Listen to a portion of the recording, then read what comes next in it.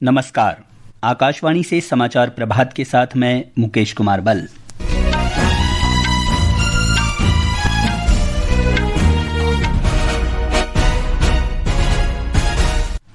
प्रधानमंत्री नरेंद्र मोदी ने सरकार के सचिवों के साथ तीसरी उच्च स्तरीय बैठक की अध्यक्षता की। देश के भविष्य के लिए दीर्घकालिक दृष्टिकोण अपनाने और विभागीय बाधाओं का समाधान करने का किया आह्वान। गृहमंत्री अमित शाह ने कांग्रेस कार्य समिति द्वारा वंदे मातरम के मात्र 2 छंद गाने के फैसले की आलोचना की। पूरा वंदे मातरम गाने पर बल दिया। भारत आज पुणे में 12वीं ब्रिक्स संचार मंत्रियों की बैठक की मेजबानी करेगा। जयपुर में होगी ब्रिक्स पर्यटन मंत्रियों की बैठक।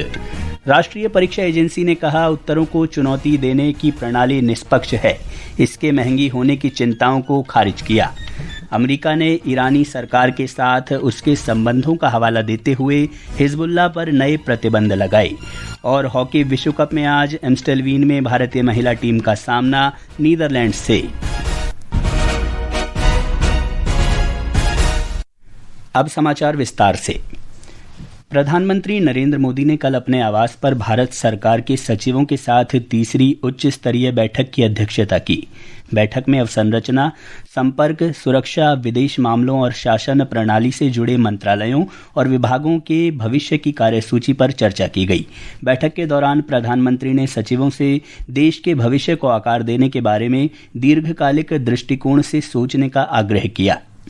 बैठक में प्रधानमंत्री ने कहा कि अधिकारियों के बीच अनौपचारिक बातचीत और टीम भावना को बढ़ावा देने की जरूरत है। श्री मोदी ने सरकारी विभागों, विश्वविद्यालयों और युवाओं के बीच ज्यादा जुड़ाव की बात कही। उन्होंने देश के रक्षा उद्योग को और मजबूत करने और उसे वैश्विक स्तर पर ज्यादा प्रतिस्पर्धी बनाने की जरूरत पर भी जोर दिया। श्री मोदी ने आर्टिफिशियल इंटेलिजेंस के असरदार इस्तेमाल के साथ साथ इंसानी दखल सुनिश्चित करने और क्षमताओं को इंसानी विशेषज्ञता के जोड़ने पर जोर दिया। प्रधानमंत्री ने अपनी बात खत्म करते हुए जटिल चुनौतियों से निपटने और भारत के भविष्य को आकार देने के लिए बेहतर तालमेल, नई सोच और सामूहिक जिम्मेदारी की जरूरत को दोहराया। बैठक के दौरान सचिवों ने क्षेत्रवार प्राथमिकताओं, उभरती चुनौतियों और योजनाओं के क्रियान्वयन से जुड़ी समस्याओं पर अपने अनुभव साझा किए। बैठक में कैबिनेट सचिव, प्रमुख मंत्रालयों और विभागों के सचिव तथा प्रधानमंत्री कार्यालय के वरिष्ठ अधिकारी उपस्थित रहे।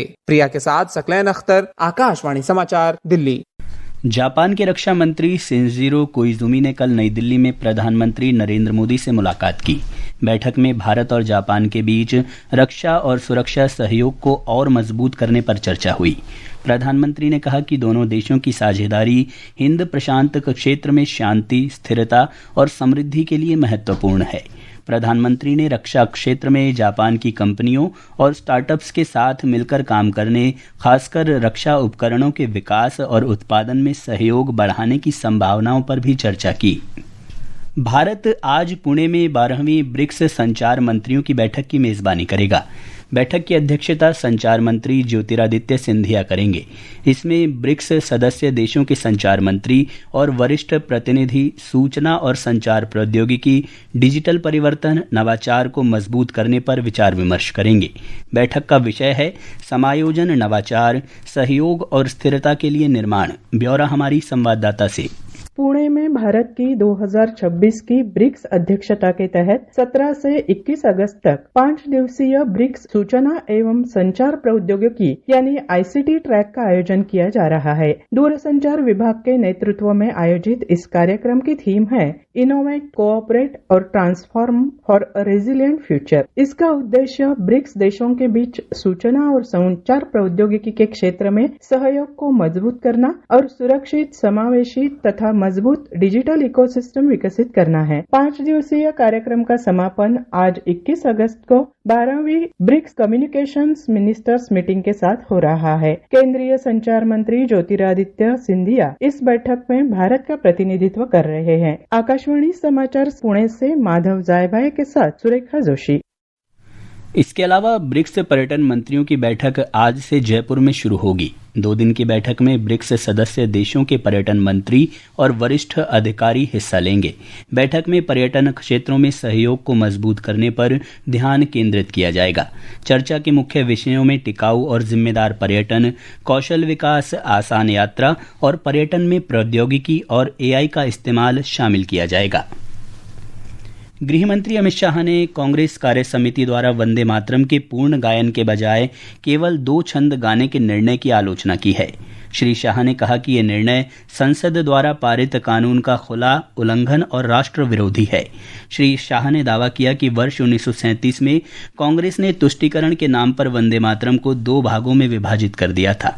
उन्होंने कहा कि वंदे मातरम की 150वीं वर्षगांठ पर केंद्र सरकार ने इस ऐतिहासिक गलती को सुधारते हुए पूर्ण गीत को कानूनी मान्यता दी।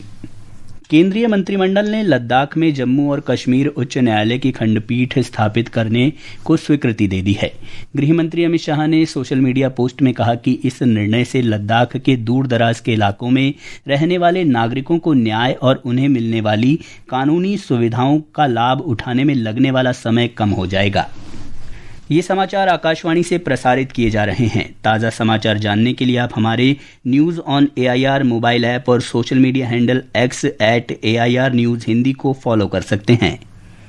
समाचार प्रभात में आपका फिर स्वागत है। राष्ट्रीय परीक्षा एजेंसी NTA ने कहा है कि किसी प्रश्न के उत्तर को चुनौती देने की प्रणाली सभी विद्यार्थियों के लिए निष्पक्ष है। एजेंसी ने इसके महंगे होने की चिंताओं को खारिज किया। NTA ने बताया कि ये एक ऑनलाइन प्रक्रिया है जिसमें JEE मेन, नीट या UGC नेट जैसी परीक्षा देने वाले उम्मीदवार अस्थायी उत्तर में मौजूद गलतियों पर आपत्ति जता सकते हैं। ब्यौरा हमारी संवाददाता से।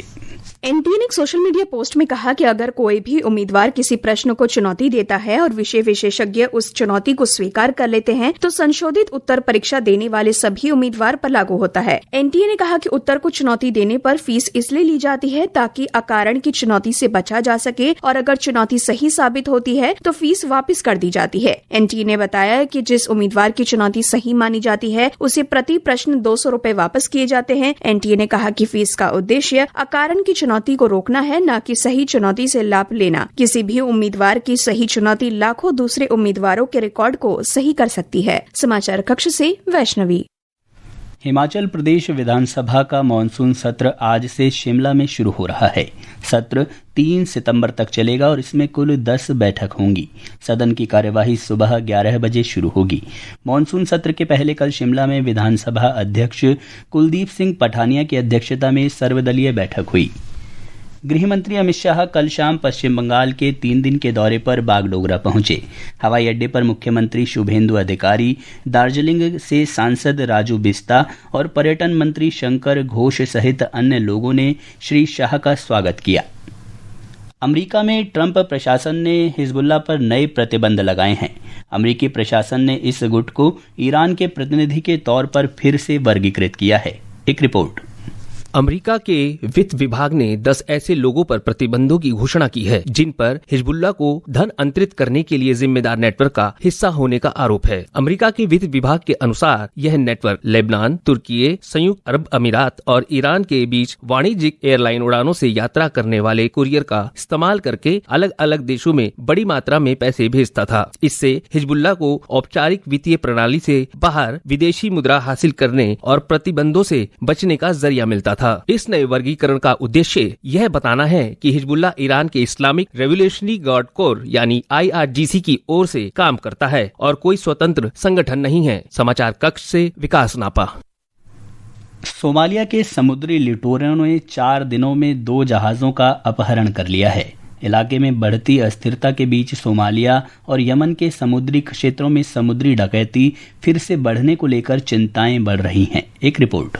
हाल की घटनाओं में सोमालिया के पुंटलैंड तट के पास कैमरून के ध्वज वाले MV लुतुफ जहाज पर कब्जा और यमन के पास इरिट्रिया के ध्वज वाले सीबू 1 टैंकर का अपहरण शामिल है। खबरों के मुताबिक लुतुफ में तुर्की के हथियार और उपकरण थे जिन्हें मोगादिशु में एक सेना प्रशिक्षण केंद्र ले जाया जा रहा था। लुतुफ के 10 लोगों के चालक दल में 6 भारतीय, 1 तुर्की नागरिक, 1 जॉर्जियाई और 2 सर्बियाई सुरक्षा गार्ड शामिल थे। खबरों के अनुसार 8 समुद्री लुटेरे जहाज को पुंटलैंड के डंगोरोयो जिले में गरमाल के पास नुगाल तट की ओर ले गए। सोमालिया के अधिकारियों ने बताया कि समुद्री लुटेरों ने अभी 6 जहाजों पर कब्जा कर रखा है। इनमें इस हफ्ते कब्जा किए गए 2 जहाज भी शामिल हैं। समाचार कक्ष से मैं मनोज। और अब खेल के मैदान की हलचल के साथ हैं शक्ति सिंह। हॉकी विश्व कप के दूसरे पूल चरण मैच में आज अम्स्टलफेन में भारतीय महिला टीम का मुकाबला नीदरलैंड से होगा। ये मैच भारतीय समय अनुसार रात 9:30 बजे शुरू होगा। कल पूल डी में अपने आखिरी मैच में इंग्लैंड के साथ बिना किसी गोल के ड्रॉ खेलने के बाद भारत दूसरे दौर में पहुंच गया। इस ड्रॉ की मदद से सलीमा टेटे की कप्तानी वाली भारतीय महिला टीम पूल डी में दूसरा महत्वपूर्ण स्थान हासिल करने में सफल रही। इधर नई दिल्ली में बैडमिंटन विश्व चैंपियनशिप में आज भारतीय खिलाड़ी पुरुष और महिला डबल्स के क्वार्टर फाइनल में उतरेंगे। सात्विक साईराज रंकी रेड्डी और चिराग शेट्टी की पुरुष डबल्स जोड़ी का मुकाबला चीन की तीसरी वरीयता प्राप्त लियांग वेई केंग और वान चांग से होगा। महिला डबल्स में त्रिसा जॉली और गायत्री गोपीचंद का सामना चीन की चौथी वरीयता प्राप्त चिया यी फेन और झांग शू शियान से होगा। वहीं पूर्व विश्व चैंपियन पीवी सिंधु, पुरुष सिंगल्स में आयुष शेट्टी और मिक्स्ड डबल्स जोड़ी ध्रुव कपिला और तनिषा क्रिस्टो को अपने अपने प्री क्वार्टर फाइनल मुकाबलों में हार का सामना करना पड़ा। और एथलेटिक्स में लुसाने डायमंड लीग में आज भाला फेंक खिलाड़ी नीरज चोपड़ा और श्रीलंका के रमेश पथिरागे एक बार फिर आमने सामने होंगे। इस प्रतियोगिता के द्वारा Neeraj Chopra diamond league final में अपनी जगह बनाने की कोशिश करेंगे। ग्लासगो राष्ट्रमंडल खेलों में श्रीलंका के पथिरागे ने नीरज चोपड़ा को मजबूत चुनौती देते हुए स्वर्ण पदक जीता था, जबकि नीरज चोपड़ा दूसरे स्थान पर रहकर रजत पदक के साथ वापस आए थे। धन्यवाद शक्ति इस तमाम जानकारी के लिए। और अब बात मौसम की। मौसम विभाग ने मध्य प्रदेश में आज तेज बारिश का ऑरेंज अलर्ट जारी किया है। उत्तराखंड, पश्चिमी उत्तर प्रदेश, हिमाचल प्रदेश, जम्मू कश्मीर, ओडिशा, पश्चिम बंगाल के तराई वाले क्षेत्र और पूर्वोत्तर भारत के कुछ हिस्सों में मूसलाधार वर्षा का अनुमान है। आंध्र प्रदेश, कर्नाटक, राजस्थान, झारखंड, तमिलनाडु, पुद्दुचेरी और अंडमान और निकोबार द्वीप समूह में कल तक तेज हवाएं चलने की संभावना है। उधर केरलम के कई तटीय क्षेत्रों में आज समुद्र में ऊंची लहरों से समुद्र का जल स्तर बढ़ने की आशंका है। इधर राष्ट्रीय राजधानी दिल्ली और आसपास के क्षेत्रों में आज हल्की बारिश हो सकती है। और अब आज के समाचार पत्रों की सुर्खियों के साथ हैं जया भारती। धन्यवाद मुकेश। राजधानी दिल्ली से प्रकाशित मुख्य समाचार पत्रों ने आज दिल्ली मास्टर प्लान 2047 को अपने मुख्य पृष्ठ पर जगह दी है। नवभारत टाइम्स के शब्द हैं, नई होगी दिल्ली। दैनिक जागरण लिखता है, 40 लाख नए घर, 695 किलोमीटर के मेट्रो नेटवर्क से बदलेगी राजधानी। दैनिक भास्कर ने छापा है, लुटियन छोड़ बाकी दिल्ली में होंगी गगनचुंबी इमारतें, डेटा सेंटर बनेंगे। वैश्विक शहर के रूप में विकसित होगी देश की राजधानी। झारखंड में झटका शीर्षक से राजस्थान पत्रिका ने छापा है, सरकार ने छात्र आंदोलन के बाद दिया था आदेश, झारखंड में परीक्षाएं रद्द करने के आदेश पर हाईकोर्ट की रोक। भारत में अमेरिका के राजदूत सर्जियो गोर की जम्मू कश्मीर के संदर्भ में हालिया टिप्पणी पर जनसत्ता ने कूटनीतिक संदेश शीर्षक से संपादकीय में लिखा है, पिछले कुछ सालों के दौरान जम्मू कश्मीर में आमतौर पर शांति और स्थिरता देखी जा रही है। इसलिए संभव है कि पाकिस्तान की ओर से तमाम नकारात्मक कवायदों के बावजूद वहां के बारे में वैश्विक स्तर पर अलग राय बनी है। इसलिए गोर के बयान को भारत के प्रति अमेरिकी नीति में बदलाव के संकेत के तौर पर देखा जा रहा है। अमर उजाला ने रचनात्मकता से जुड़ी खबर प्रकाशित की है। चीन में कल से रोबोट ओलंपिक, बीजिंग में पहुंची 16 देशों की 666 टीमें, मैदान में उतरेंगे 2056 ह्यूमनॉइड। पत्र की उपलब्धि शीर्षक से विश्व आर्थिक मंच की 2026 की रिपोर्ट भी ध्यान आकर्षित करती है। कैंसर के टीके से एआई तक दुनिया बदलने वाली 10 नई तकनीकें। आने वाले सालों में ऊर्जा, स्वास्थ्य, पर्यावरण, साइबर सुरक्षा और एआई के क्षेत्र में पड़ सकता है इन तकनीकों का बड़ा असर। आज विश्व वरिष्ठ नागरिक दिवस पर वृद्धजनों के प्रति सम्मान प्रदर्शित करने के लिए लोक सत्य ने बॉक्स में खबर प्रकाशित करते हुए लिखा है, ज्ञान अनुभव का उत्सव है वरिष्ठ नागरिक दिवस। धन्यवाद जया। और अंत में मुख्य समाचार एक बार फिर। प्रधानमंत्री नरेंद्र मोदी ने सरकार के सचिवों के साथ तीसरी उच्च स्तरीय बैठक की अध्यक्षता की। देश के भविष्य के लिए दीर्घकालिक दृष्टिकोण अपनाने और विभागीय बाधाओं का समाधान करने का किया आह्वान। गृह मंत्री अमित शाह ने कांग्रेस कार्य समिति द्वारा वंदे मातरम के मात्र 2 छंद गाने के फैसले की आलोचना की। पूरा वंदे मातरम गाने पर बल दिया।